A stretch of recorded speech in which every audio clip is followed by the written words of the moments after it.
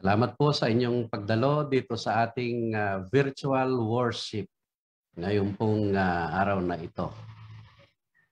At tayo po yung papatuloy sa ating pong gawain sa umagang ito.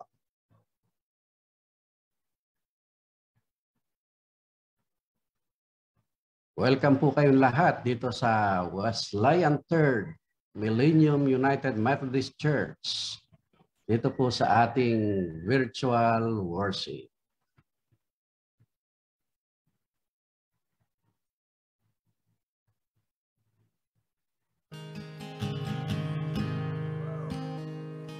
I love you, Lord. Oh, your mercy never fails me. And all my days I've been held in your hand. From the moment that I wake up until I lay my head, oh, I will sing of the goodness of God. 'Cause all my life you have been faithful, and all my life you have been so good. With every breath that I am able, oh, I will sing of the goodness of God. I love your voice. You will led me through the fire, and in darkest night you were close like no other. I've known you as a father, I've known you as a friend, and I have lived in the goodness of God. Yeah. And all my life you have been faithful. Oh, and all my life you have been so good. With every breath that I am able, oh, I will sing of the goodness of God.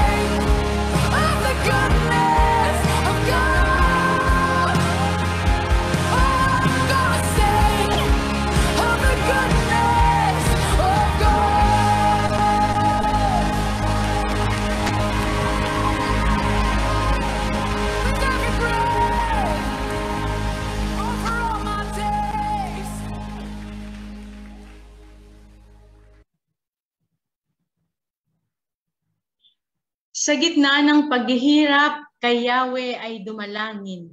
Panginoon, ako'y dinggin kapag ako'y tumataghoy. Dinggin mo ang pagdawag ko at paghingi ng iyong tulong. Kung ikaw ay may talaan nitong aming kasalanan, lahat kami ay tatanggap ng hatol mong nakalaan. Ngunit iyong pinatawad, kasalanan ay nilimot, pinatawad mo kami upang sa iyo ay matakot.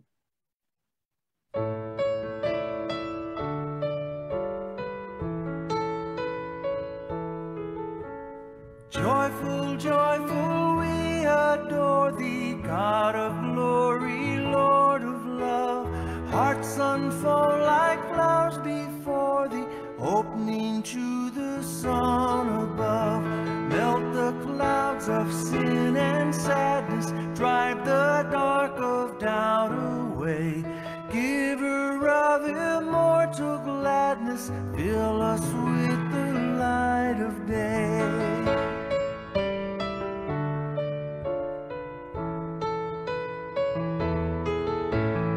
All thy works with joy surround thee, earth and heaven reflect thy rays.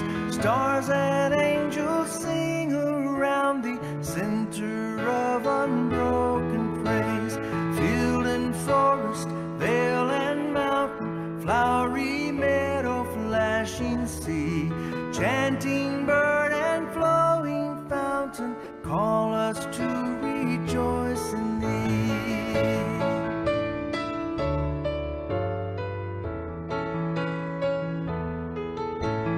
Thou art giving and forgiving, ever blessing, ever blessed, wellspring of the joy of living, ocean depth of happy rest.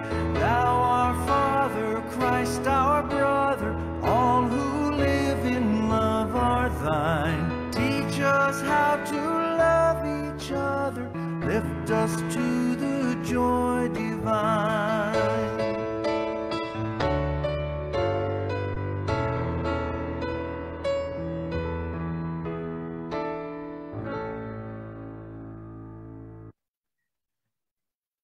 Let us pray. Hallelujah, Lord Jesus. Kami po ay lumalapit ngayon sa inyong trono, dakilang Diyos, sa diwa ng pag-ibig at kabutihan. O Lord, thank you. Salamat po, napakabuti mo sa amin. Pinaranas mo sa amin, Panginoon, ang iyong dakilang pagmamahal at ang iyong kabutihan. Batid mo, O Diyos, ang mga pinagdaanan ng aming mga buhay. Ngunit salamat, nandun ka para kami ay tulungan at palakasin. Lord, sa umagang ito ng aming pagdulog at pagsamba sa iyo, nawa ikaw ang siyang mabigyan ng kapurihan. Maitaas ka namin sa aming mga buhay, Panginoon. Patuloy na saliksikin ang aming mga puso at patawarin mo kami sa lahat ng aming pagkakasala. Sa iyo ang kapurihan, Panginoon, magpakailanman. Amen.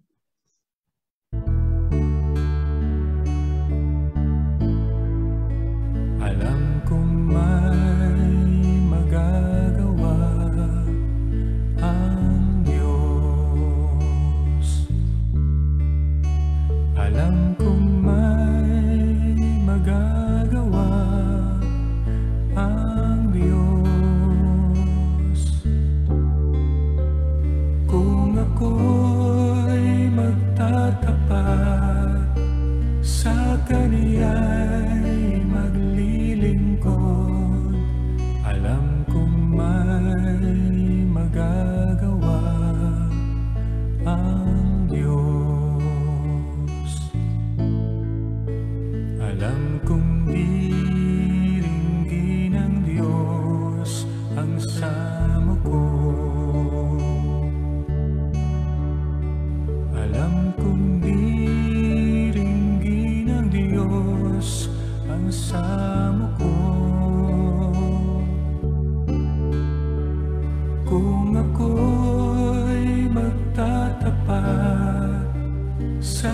ay maglilingkod. Alam kong diringgin ng Diyos ang samo ko.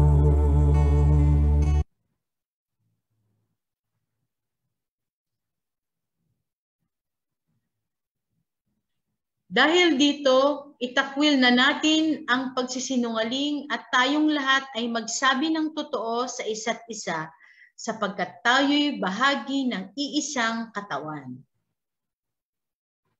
Kung magagalit man kayo, iwasan ninyo kayo'y magkasala.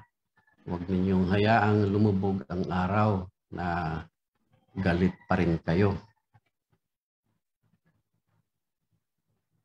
Huwag ninyong bigyan ng pagkakataon ng diablo. Ang magnanakaw ay huwag nang magnakaw. Sa halip, magtrabaho siya ng marangal para sa sariling ikabubuhay at makatulong sa mga nangangailangan. Huwag kayong gumamit ng masamang salita, hindi yung makapagpapalakas at angkop sa pagkakataon upang makapagdulot ng mabuti sa mga nakakarinig. At huwag ninyong saktan ang kalooban ng Espiritu Santo sapagkat siya ang tatak ng Diyos sa inyo, ang katibayan na kayo'y tutubusin pagdating ng takdang araw.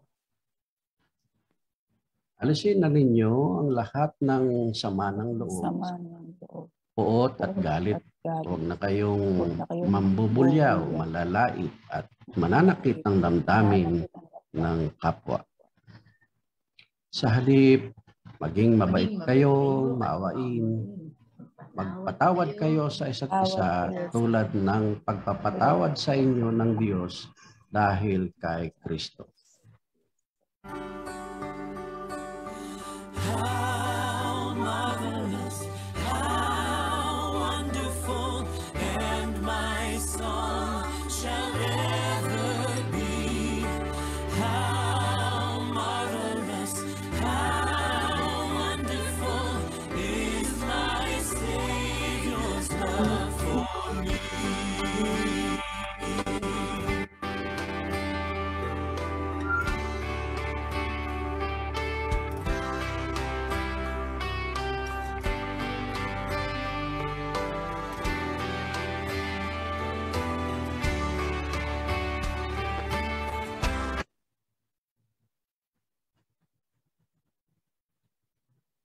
Sa panahon po tayo ng mga pahayag at pagbati ng inyong lingkod.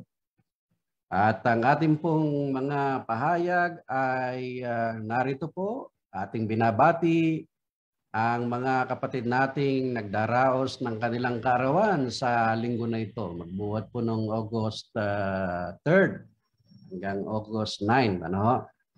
At siyempre ay ating pinagpapasalamat sa Diyos ang kanilang araw ng kapanganakan.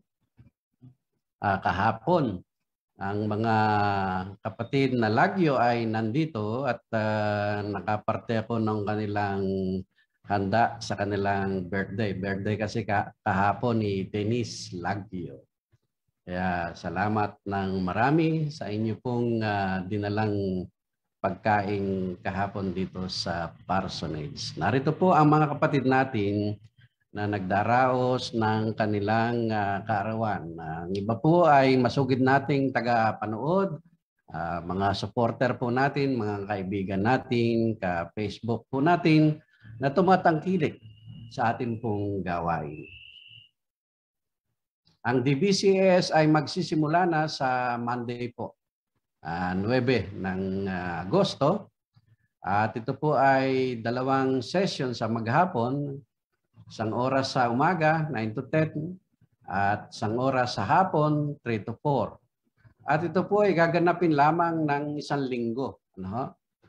From August 9 to 13. Kung meron po kayong gustong itanong, ay magtanong lang po kayo sa ating pong diakonisa na si Mary Grace. Mga minamahal mga kapatid, tayo po ay may gawaing katulad nito ngayon. Dati-rati po ay 3:00 ng hapon. Actually, meron din tayo mamayang hapon, pero it's recorded. Ano? Itong umaga po ay live po ito at interactive yung ginagawa natin. Dahilan sa dito po sa kabanatuan ay pinagbawal po ng ating gobyerno na magkaroon ng mga religious services. Magbuhat ngayon at sa susunod na linggo. Kaya sa susunod na linggo, yung mga taga-Wesleyan Third, mga taga-kabanatuan, wala hong pagsamba sa mga sanktuaryo, sa simbahan, kundi tayo po ay virtual. Yan. Patuloy po yung ating pagsamba kahit tayo ay sarado, no? Meron tayong virtual sa umaga at gayon din po sa hapon, 3:00 ng hapon. Kaya kung di po kayo nakadalo ngayon, 3:00 po ng hapon, meron po tayo na recorded virtual worship. Okay? At nawa po ay samahan nyo kami sa buong sandali o oras ng ating pagsamba ngayon. At huwag po kayo munang alis. Mamaya po ay magkakaroon tayo ng picture taking. Of course, yun lang mga taga-Zoom. Yung mga nasa Zoom, ang po pwede lang sumali sa ating pong group picture taking. Right after our service. Ano po?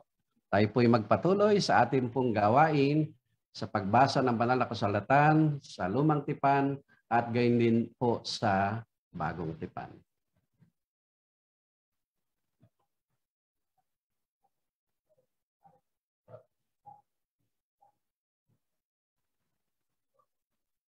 Pwede na pong magbasa si John Amos Hilario. Ang ating pong babasahin sa Lumang Tipan ay matatagpuan sa 2 Samuel chapter 18 verse 5 to 9. At ito po ang sinasabi sa English. The king commanded Joab, Abishai, and Ittai, "Be gentle with the young man Absalom for my sake." And all the troops heard the king giving orders concerning Absalom to each of the commanders. David's army marched out of the city to fight Israel, and the battle took place in the forest of Ephraim. There, Israel's troops were routed by David's men, and the casualties that they were great, 20,000 men. The battle spread out over the whole countryside, and the forest swallowed up more men that day than the sword. Now Absalom happened to meet David's men. He was riding his mule, and as the mule went under the thick branches of a large oak, Absalom's hair got caught in the tree. He was left hanging in midair, while the mule he was riding kept on going. Amen.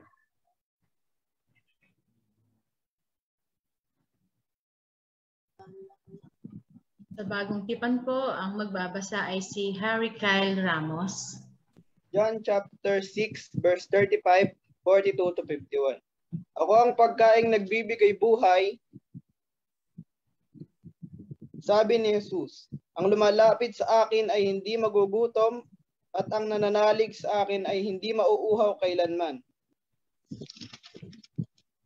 Sinabi nila, hindi ba ito si Jesus, ang anak ni Jose? Kilala natin ang kanyang ama't ina. Paano niya ngayong masasabi, bumaba ako mula sa langit? Kaya't sinabi ni Jesus, huwag kayong magbubulong-bulungan. Walang makakalapit sa akin malibang dalhin siya ng amang nagsugo sa akin. At ang lalapit sa akin ay muling bubuhayin sa huling araw. Nasusulat sa aklat ng mga propeta, at silang lahat ay tuturuan ng Diyos. Ang bawat nakikinig sa Ama at natututo ay lalapit sa akin. Hindi ito mangangahulugang may nakakita na sa Ama. Yaong nagmula sa Diyos ang tanging nakakita sa Ama.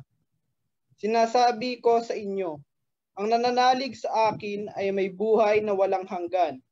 Ako ang pagkaing nagbibigay buhay, kumain ng mana ang inyong mga ninuno. Nang sila'y nasa ilang gayunmay, namatay sila.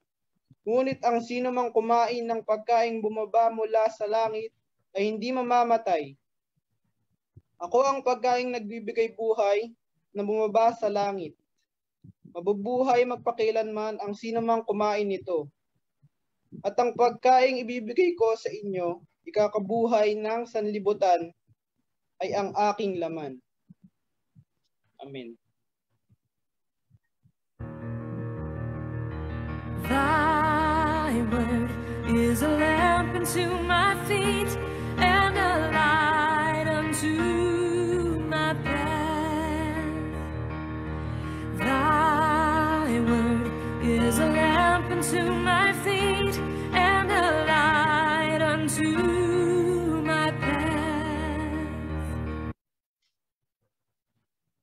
Magandang umaga po sa inyong lahat. Welcome to Wesleyan 3rd Millennium United Methodist Church Children's Moment. Ang ating pong kwento ngayong umaga ay may pamagat na si Jesus ang pagkaing nagbibigay buhay.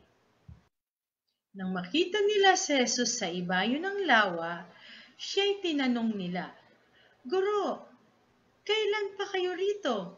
Sumagot si Jesus, "Totoo ang sinasabi kong ito. Hinahanap ninyo ako, hindi dahil sa mga himalang nakita ninyo, kundi dahil nakakain kayo ng tinapay at nabusog. Huwag ang pagkaing nasisira ang iyong pagsikapang kamtan, kundi ang pagkaing hindi nasisira na nagbibigay ng buhay na walang hanggan."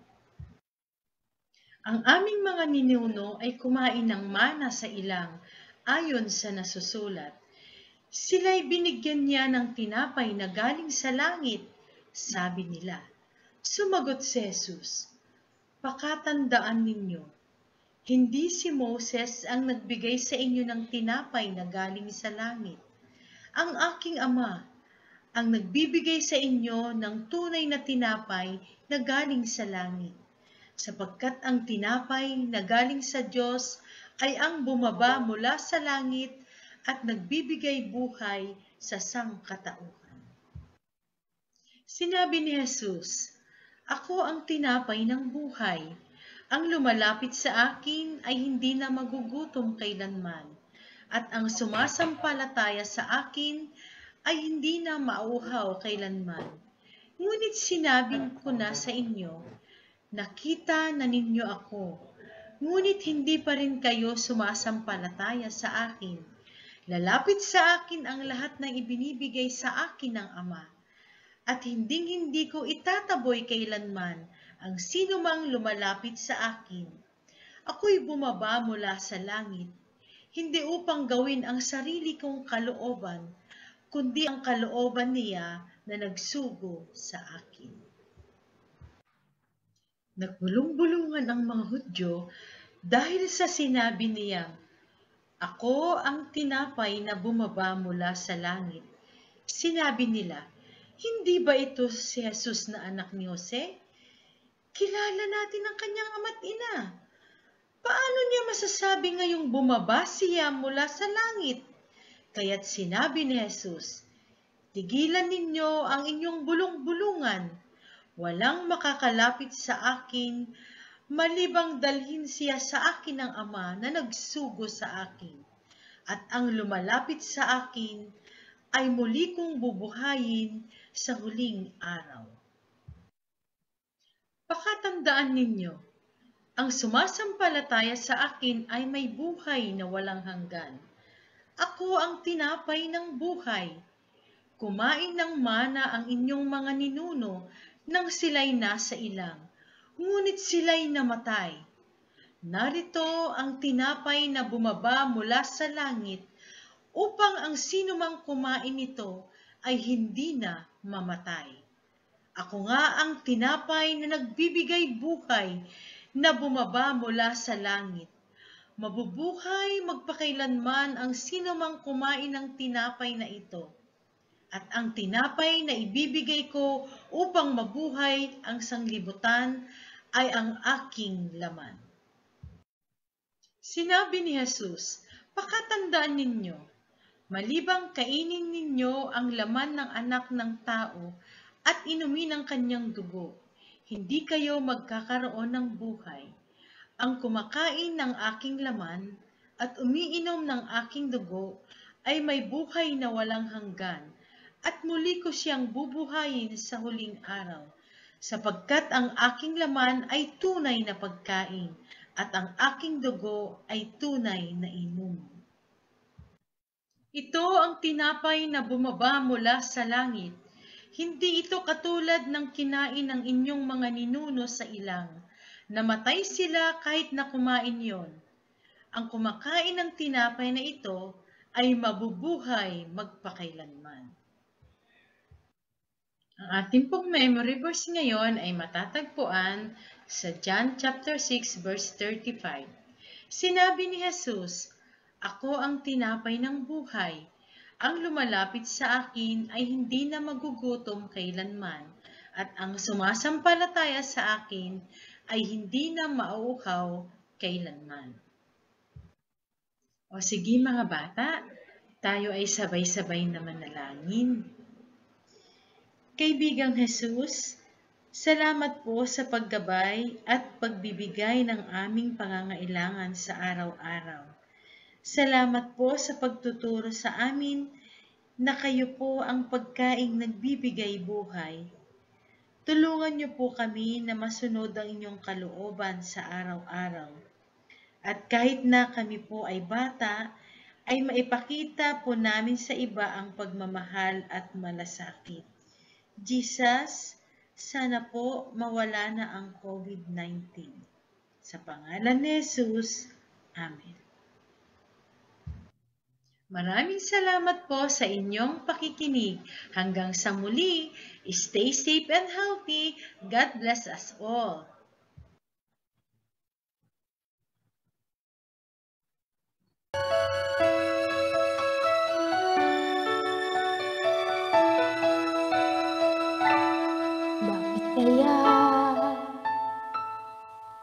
Bakit ka ba naghihintay?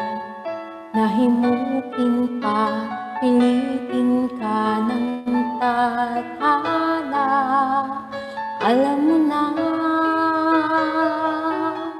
kung bakit nagkakaganyan.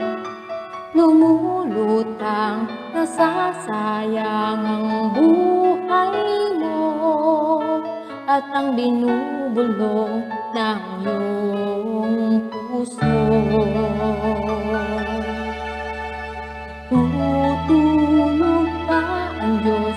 Natutulog ba?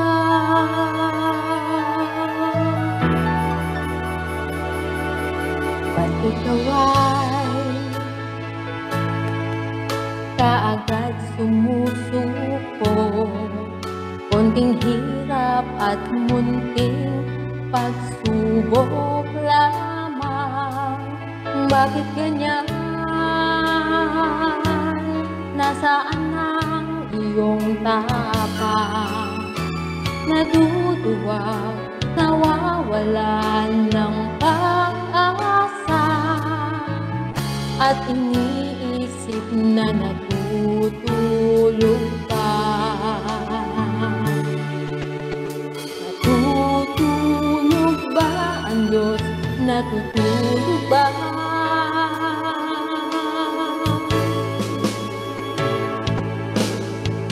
Sikapin mo, pilitin mo, ibayan ang iyong puso, dahil ikaw ang huhubog sa iyong bukas. Huwag mo sanang akalain, natutulog ba ang Diyos? Ang buhay mo ay mayroong halaga sa Kanya.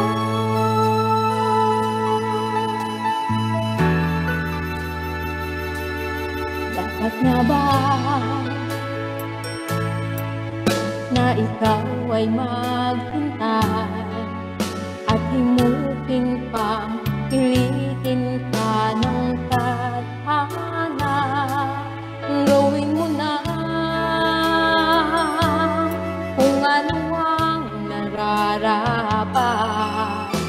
magsikap ka at magtiwala sa may kapal. Nakahanda ang Diyos umalalay sa'yo.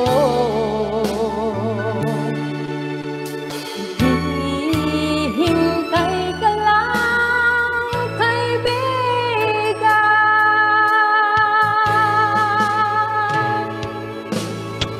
Sikapin mo, pilitin mo, tibayan ang iyong puso. Tanging ikaw ang huhubog sa iyong bukas.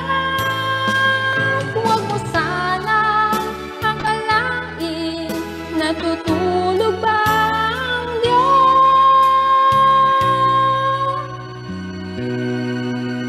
Ang buhay mo ay mayroong halaga sa Kanya.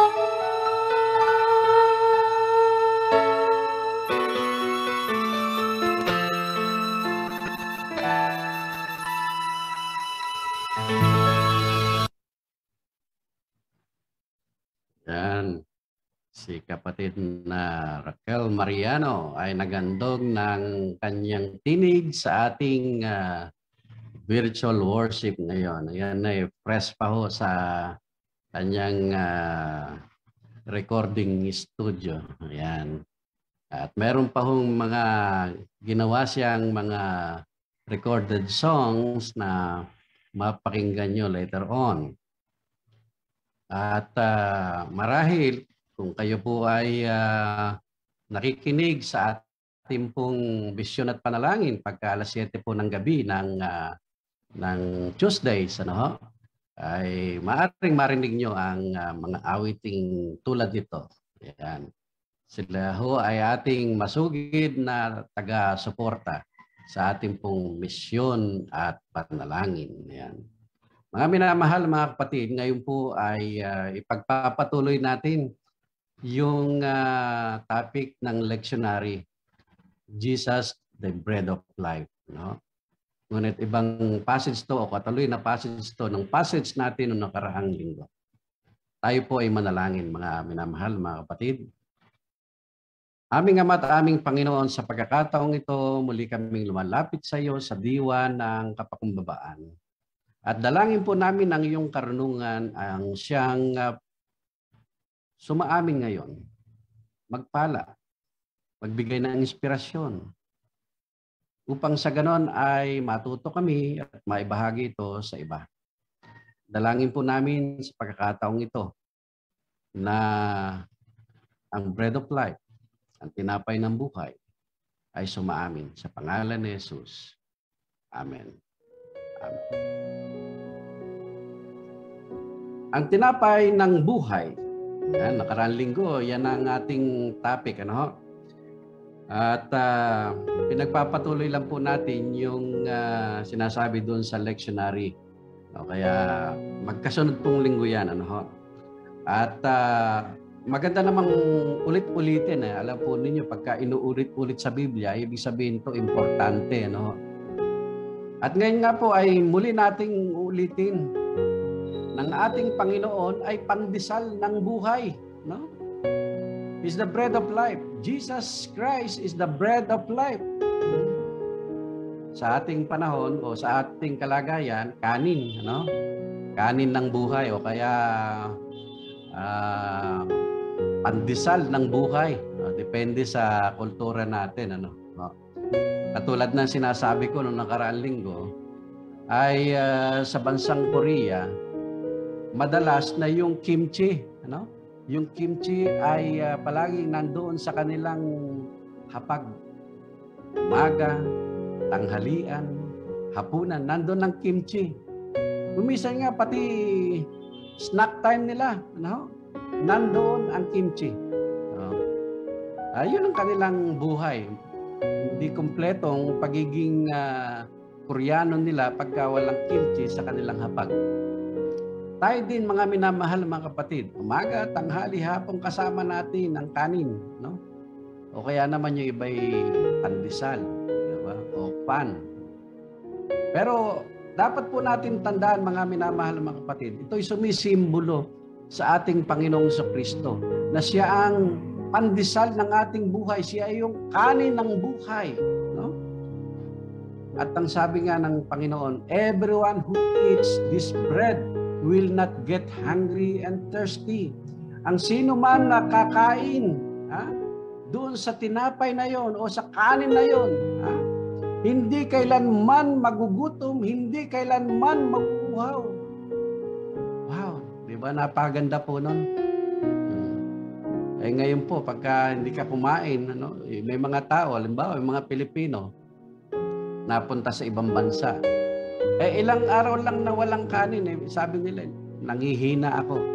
At para bang hinahanap-hanap ko ang kanin. Kaya talagang pag nakakita sila ng kanin, ay ganun na lang kanilang pagkain.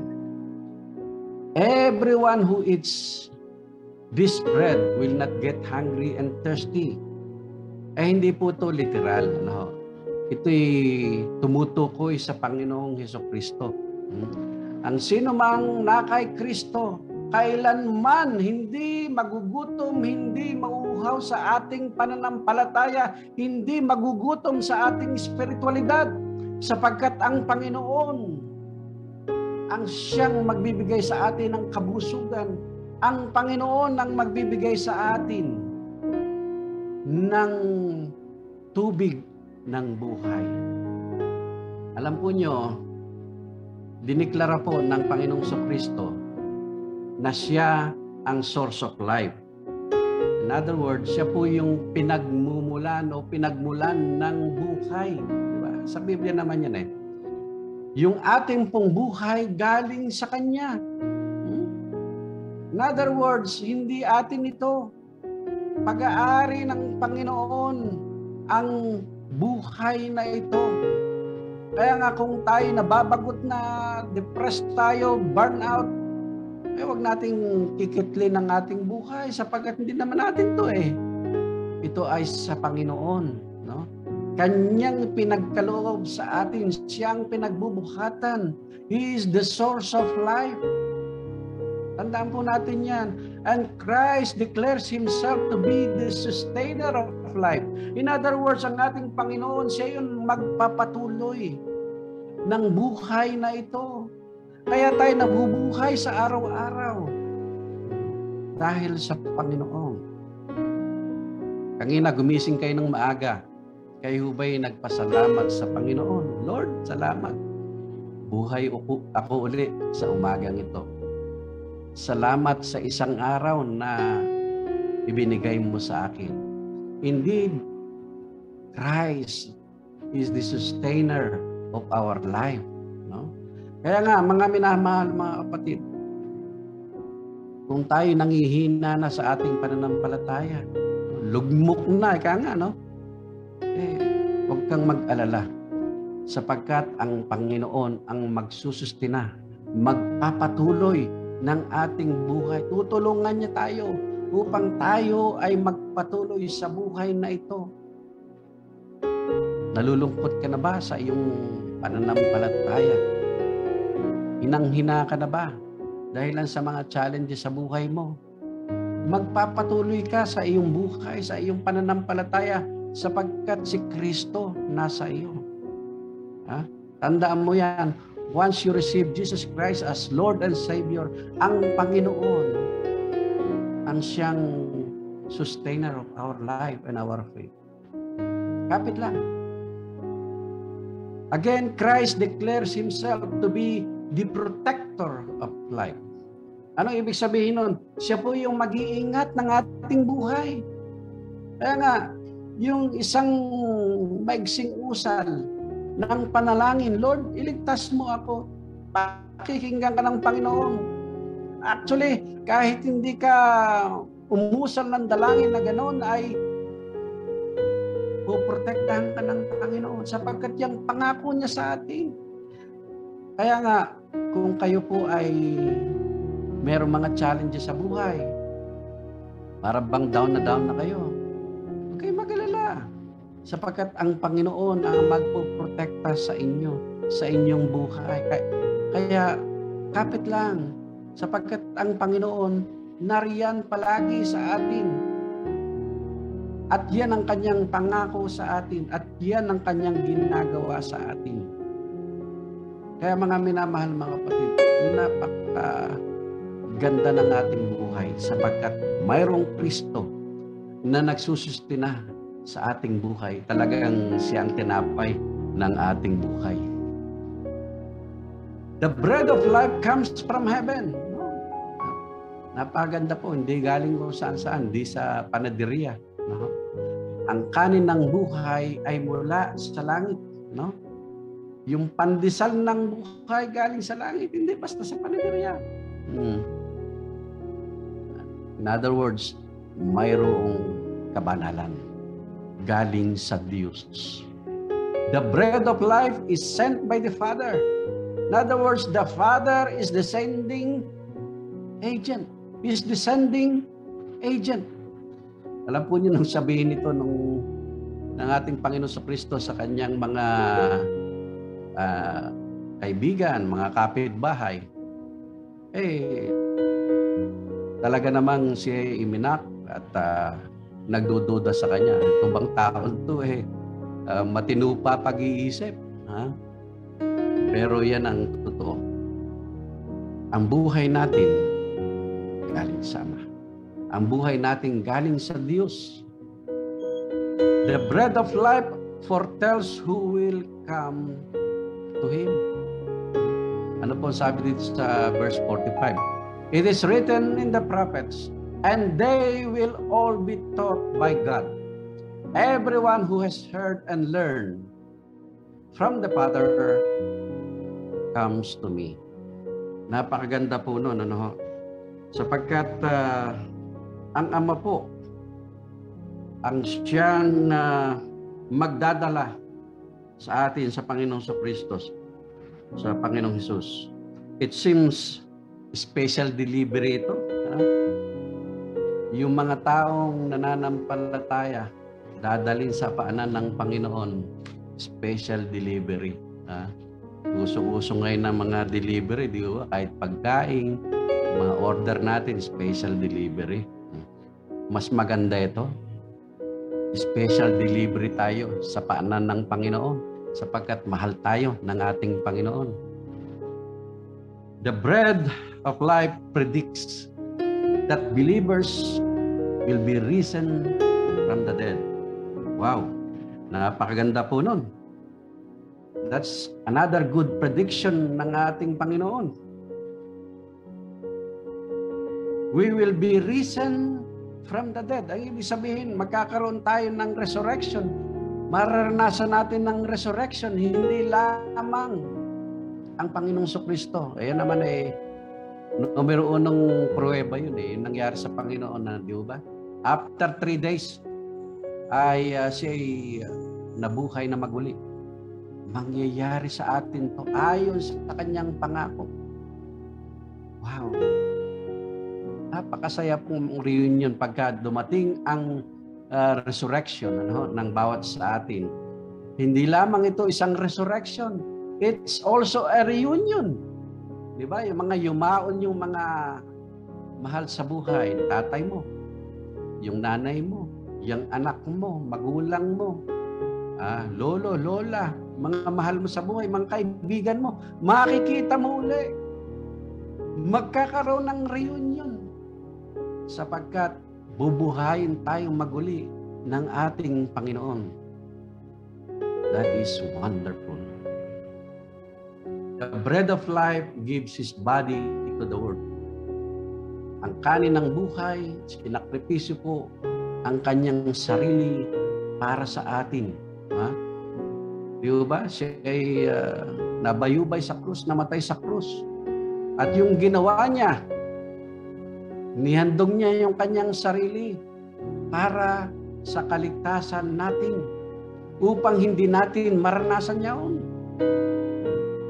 That is wonderful. At talaga pong matinding sakripisyo sapagkat ibinigay niya ang kanyang buhay. Jesus Christ is our model example. He is our paradigm. Kaya nga mga minamahal mga kapatid, kung may pagkakataon tayo, ganon din po ang gagawin natin. We have to sacrifice our lives for others. Hindi lamang sa kasambahay, kasama sa bahay, kaibigan, mga mahal sa buhay, kundi sa lahat ng mga tao. Tingnan nyo, ang sabi dito sa buong mundo. Ang kanin ng buhay ay nagsakripisyo para sa buong mundo. Wow. And everyone who eats this bread will enter eternity. Kaya nga, napakabisa nung pagkain natin ng bread of life, nung tinapay ng buhay, sapagkat yun ay pinanday or sabihin nating minasa ng kanyang pagsasakripisyo. That's why, pagka tayo po ay nasa Panginoon, we will enter eternity. Ano ba ibig sabihin ng eternity? Habang buhay. No? Maaring tayo ay mawala, mamatay sa isang araw, pero yan ay totoo. Totoo ang pangako ng Panginoon na tayo bubuhay niya maguli kung tayo namatay sa pananampalataya sa Panginoong Kristo. We will experience resurrection and we will have eternity in life. Yeah. Anyone eats of this bread, he will live forever. Wonderful.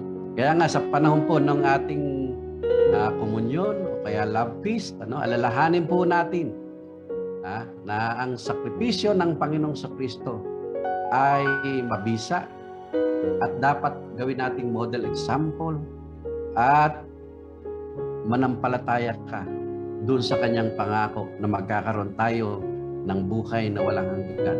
Magkakaroon tayo ng eternity.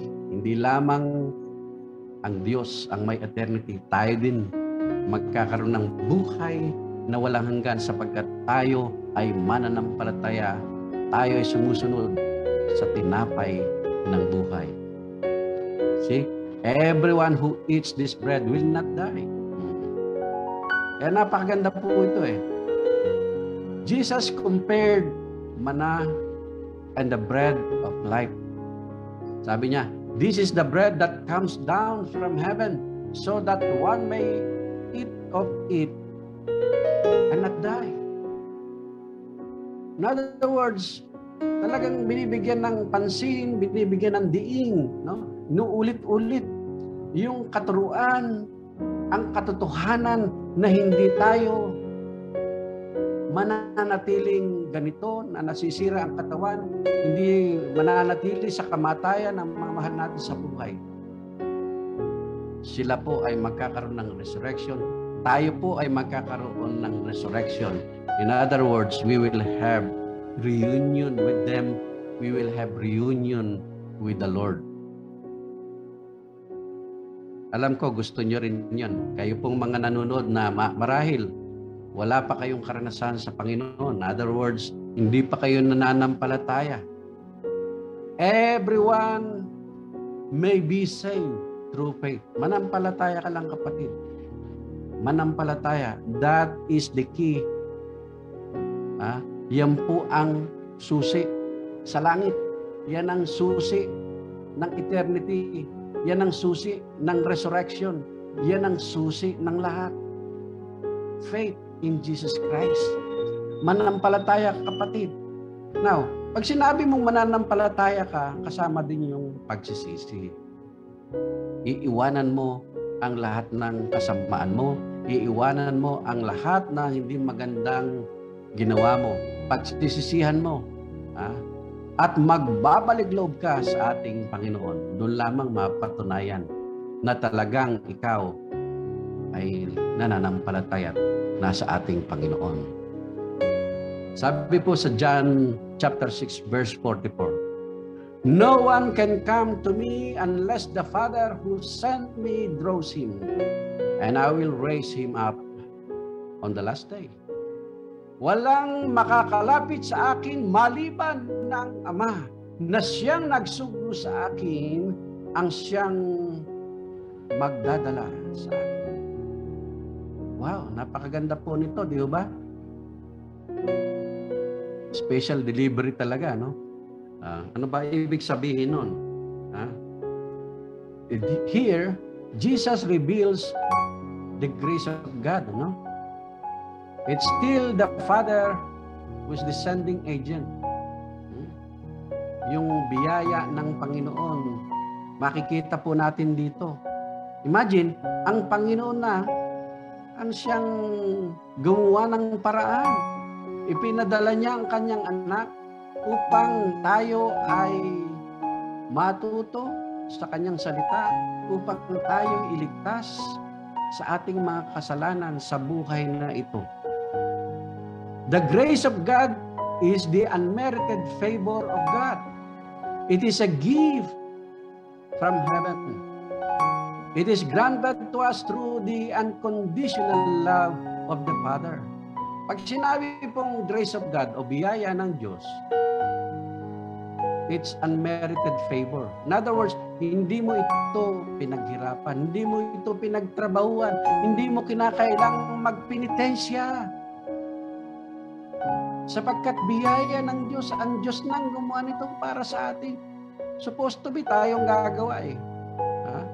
Pero hindi ginawa ng Panginoon yun para sa atin. Ang Panginoon mismo, ang Panginoong Kristo mismo, ang gumawa nito.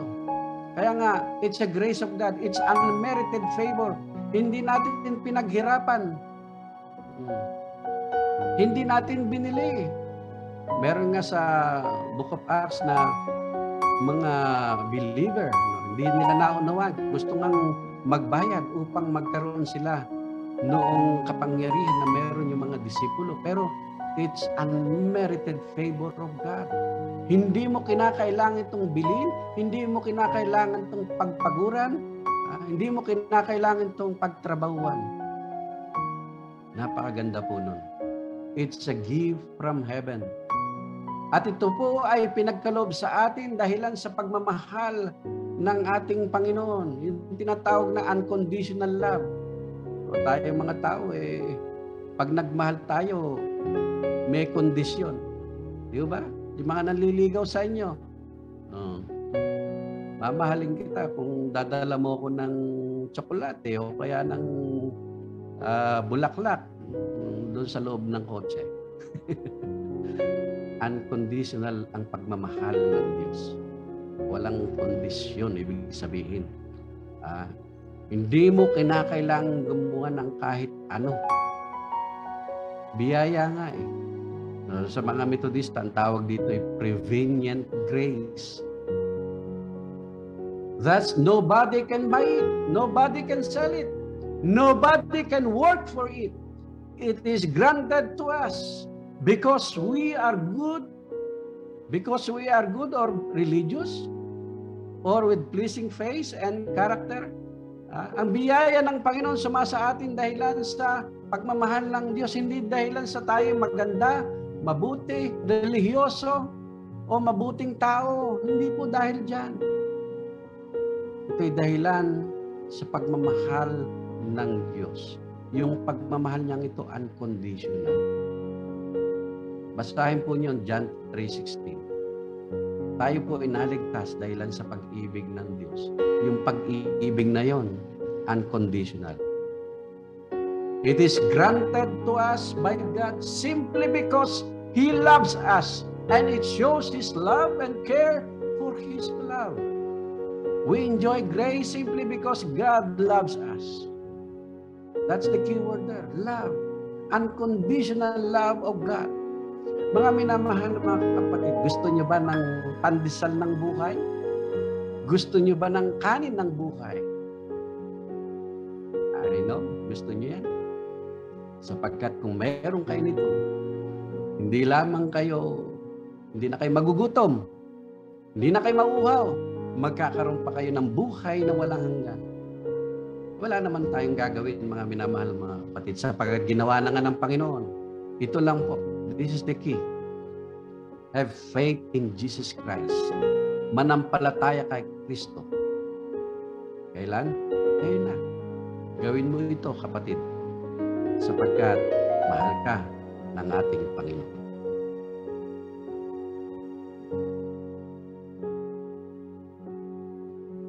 Amen po sa isang napakayamang mensahe ng buhay na ating narinig. Ngayon po ay panahon ng ating pagkakaloob ng mga handog, ikapo at pangako.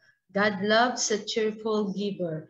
Ayan, dudulog po natin ang ating mga handog at lagay po natin sa sobre o kaya kahit ano pang lalagyan at pwede po nating dalhin sa ating church.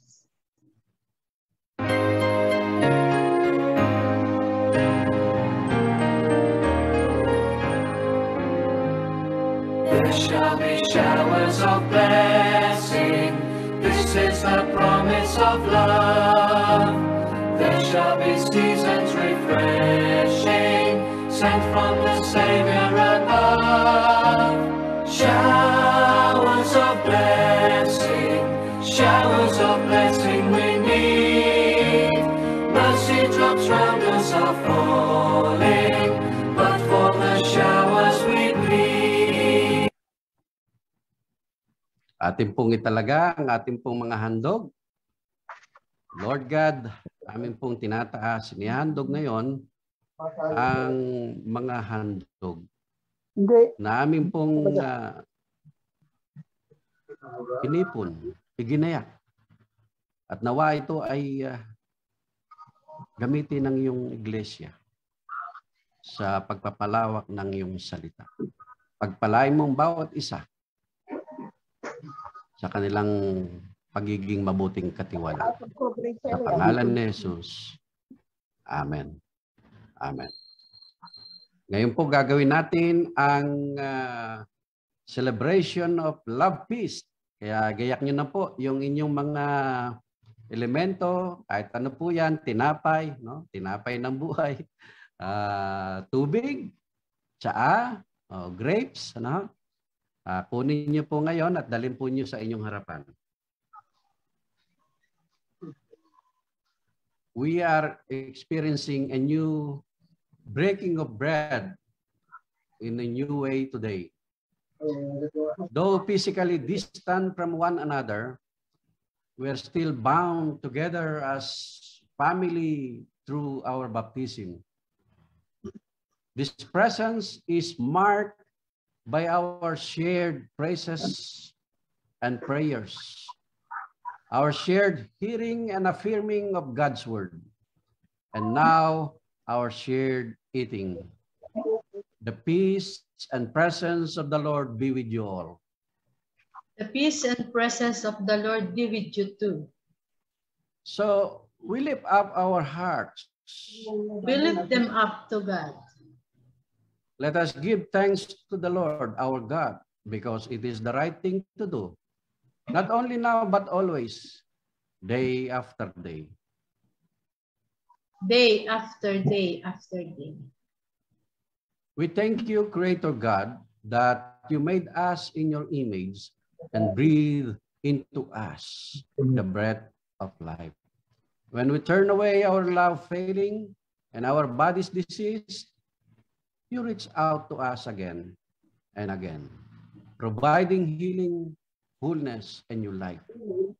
When the flood came, you provided an ark. When the plagues came, you provided safety. When evening came, you provided a pillar of fire. When exile came, you provided a new song. Day after day after day, your love remains steadfast. Day after day after day. And so with your people on earth and all the company of heaven, we praise your name and join their unending hymn, Holy, holy, holy Lord, God of power and might. Holy, holy, holy Lord, God of power and might, heaven and earth are full of your glory. Hosanna in the highest. Blessed is the one who comes in the name of our God. Blessed is your Son who came to preach the good news to the poor, release to the captives and recovering of sight to the blind, freed and oppressed, and announced that the time had come when you would save your people. He healed the sick. He healed the sick. On the night in which he gave himself up for us, he took the bread, gave thanks to you, broke the bread, gave it to his disciples, and said, "Take, eat, this is my body which is given for you. Do this in remembrance of me." When the supper was over, he took the cup, gave thanks to you, gave it to his disciples, and said, "Drink from this, all of you. This is my blood of the new covenant, poured out for you and for many, for the forgiveness of sins. Do this as often as you drink it in remembrance of me." This bread reminds us that any life, no matter how broken or sick or distorted it may become, can be made whole again. The cup reminds us that any life, no matter how empty or lonely or isolated it may become, can be filled again. These are the gifts of God for the family of God. I invite you all to prayerfully partake in the celebration of the love feast.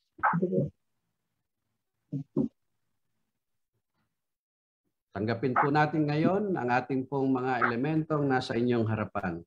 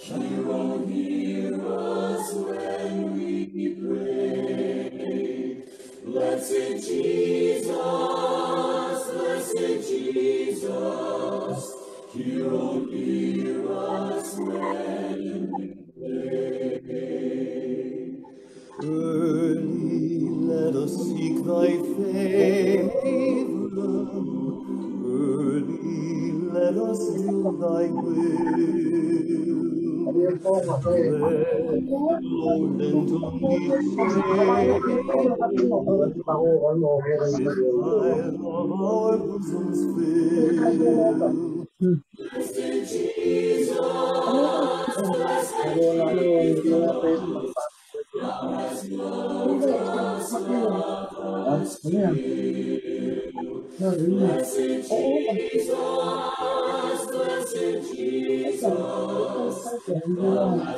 ka na, tingin mo, malaki-laki na. Ikaw, diyan ako.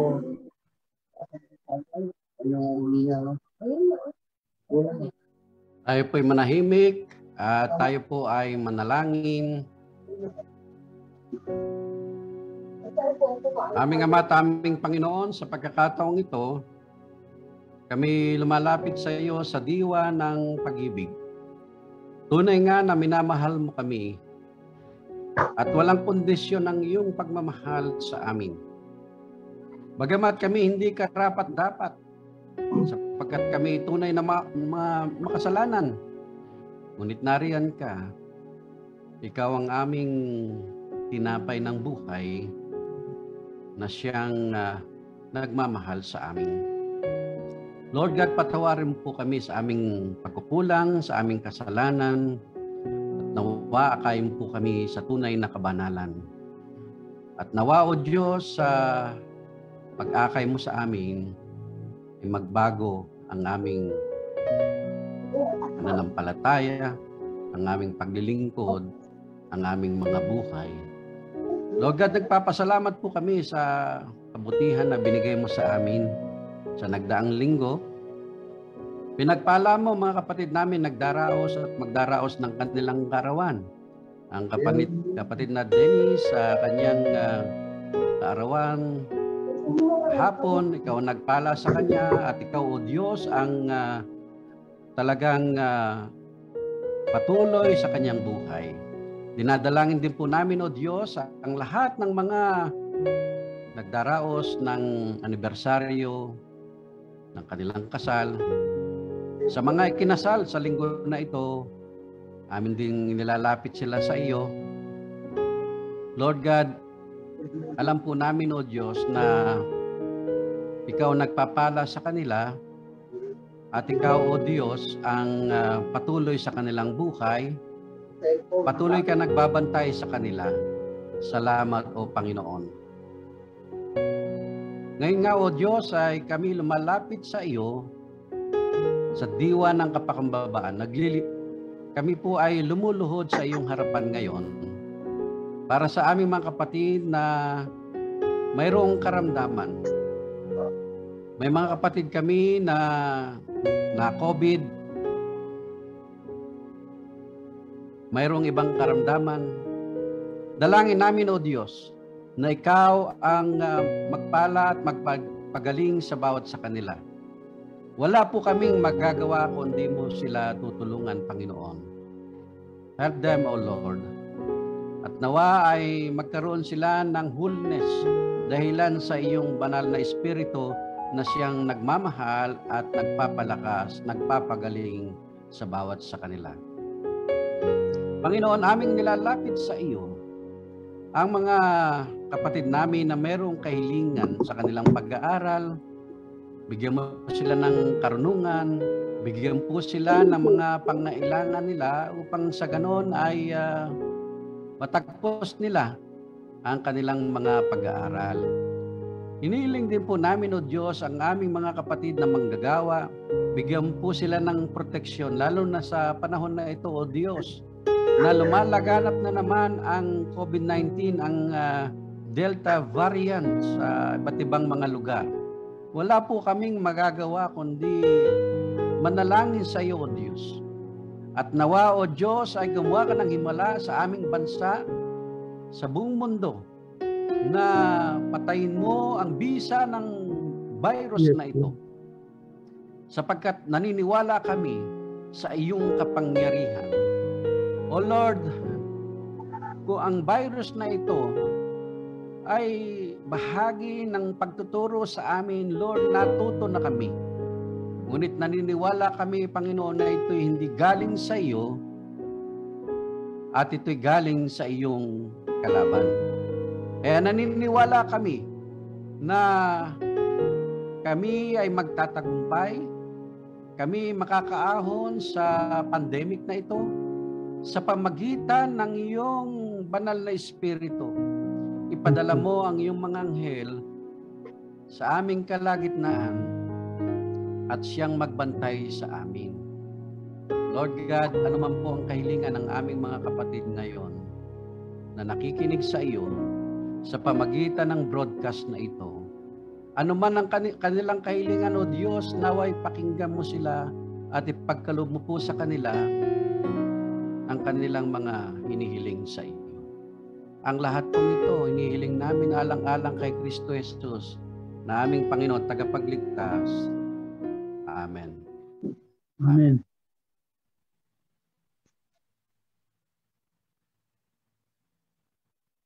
Praise God from whom all blessings flow. Praise Him, all creatures here below. Praise Him above, ye heavenly hosts.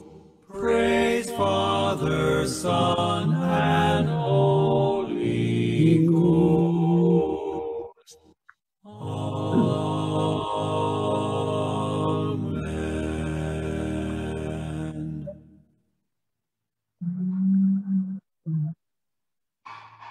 Hilingin po natin si Pastor Cleto sa ating bendisyon.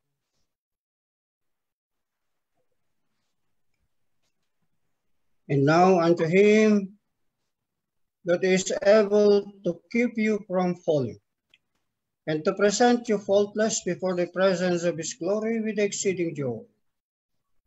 To the only wise God, through Jesus Christ, be glory and majesty, dominion and power, both now and forevermore. And now may the good Lord bless you and keep you. The Lord make his face to shine upon you and be gracious unto you. The Lord lift up his countenance upon you and give you peace, that peace which passeth all understanding. In the name of God the Father, Son, and Holy Spirit, now and always. Amen.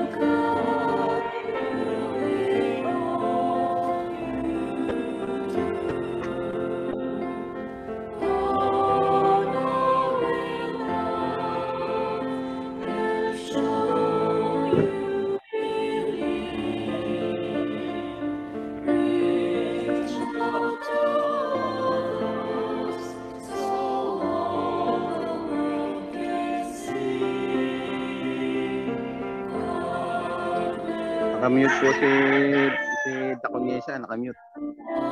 Nakamute ba?